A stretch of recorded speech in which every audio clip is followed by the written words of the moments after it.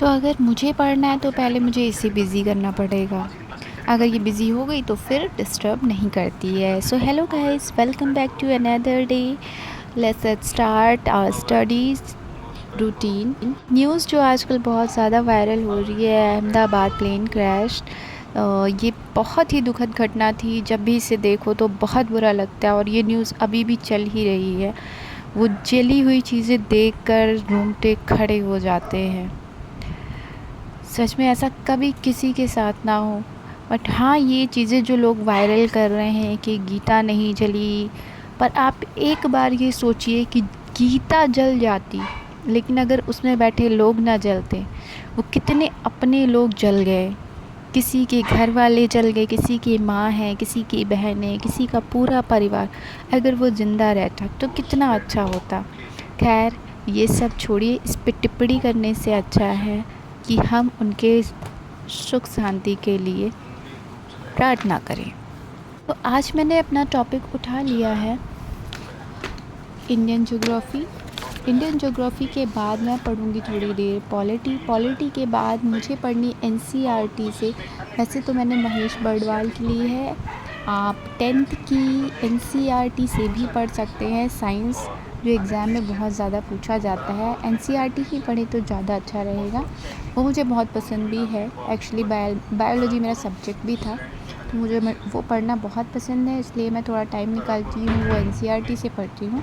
और टॉपिक्स मैं YouTube material से देखकर क्लासेस ले लेती हूँ। बहुत सारी क्लासेस हैं, खान सर की हैं, टिटेरिया है, जितनी भी बिहार, अगर आप बिहार का दे रहे हैं तो बिहार की प्रॉपर क्लासेस चलती हैं। आप उससे यूट्यूब से बहुत भर भर के मटेरियल है वहाँ से ले सकते हैं।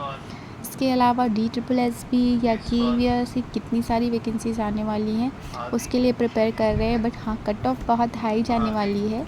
अगर हम यूपी से हैं और अदर स्टेट के लिए ट्राई कर रहे हैं तो कट ऑफ बहुत हाई जाने वाली है, तो उस हिसाब से हमारी प्रिपरेशन भी होनी चाहिए।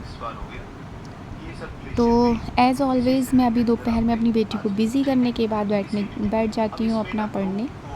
और शुरू कर दिया मैंने इंडियन ज्योग्राफ़ी, जितना मेरा कंप्लीट हो गया था।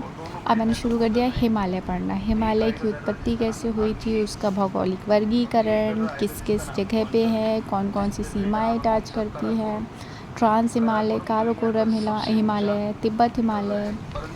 इसमें बहुत सारे टॉपिक्स हैं जिसको पढ़ने में बहुत मज़ा भी आता है। ऐसा लगता है हम बस वहीं पे घूम भी रहे हैं। लद्दाख श्रेणी, लद्दाख में कितनी सारी चीज़ें हैं, कौन कौन से वहाँ पे दर्रे हैं, ये सारी चीज़ें आप अगर पढ़ रहे हैं तो साइड में उससे जुड़ी हुई चीज़ें भी लिखते जाएं as a notes. Note taking बहुत अच्छी होनी चाहिए कि रिवीजन करते टाइम बहुत अच्छा लगता है। तो इसी तरह से पढ़ते हुए आगे चलेंगे। जास्कर में फिर कैलाश, जैसा नहीं लगता हम कहीं घूम रहे हैं। इस तरह इन्जॉयमेंट करते हुए हम पढ़ाई कर सकते हैं। अगर आपको जैसे कि कोई टॉपिक है नहीं समझ में आ रहा है, आप वो टॉपिक डालिए गूगल सर्च पे और आपको बहुत सही सही क्लासेस मिल जाती है और एकदम डिटेल में बताने वाले लोग रहते हैं। डिटेल में भी मिल जाएगी, फ्री क्लासेस बहुत सारी हैं, तो वहाँ से लेके मटेरियल आप पढ़ाई कर सकते हैं, जैसे मैं अभी कर रही हूँ। और डाइट प्लान मेरा थोड़ा सा अलग रहता है। अगर मेरी प्रिपरेशन चल रही होती है तो वो पढ़ाई करने से पहले थोड़ा कम खाने के बाद बैठो तो सही रहती है। नींद भी नहीं आती है, ना चुम्हाई आएगी, यर्निंग नहीं आएगी। आप आराम से बैठे हैं, जितनी देर आपने कोशिश की उतनी देर आप पढ़ सकते हैं। फ़िलहाल तो मैं यही कहूँगी, डेली जब भी आप बैठो टेबल पे, खुद से ये कहो कि आज का मेरा ये समय मैंने अपने टेबल को समर्पित कर दिया। मैं यहाँ से तब तक नहीं उठूँगी जब तक मैं ये टॉपिक्स कंप्लीट नहीं कर लेती।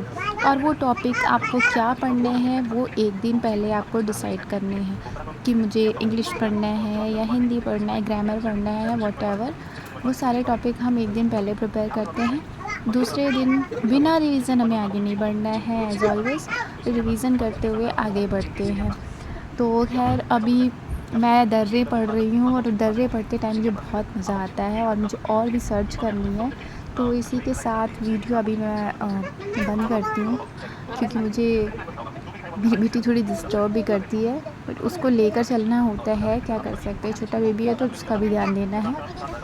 तो अभी बहुत सारी दर्रे हैं, पासेस हैं जहाँ से मैं गई भी थी हिमाचल। वहाँ से कौन कौन से पासेस से मैंने बहुत डिटेल में देखा था। कई सारी नदियाँ थी। अभी तो हिमाचल ख़त्म करने के बाद हिमालय। उसके बाद हम नदियों पे जब आएंगे तो वो और इंटरेस्टिंग होता जाता है कि कौन सी नदी कहाँ से निकल रही है, किसको साथ लेकर बह रही है, कहाँ जाकर वो सागर में मिल रही है।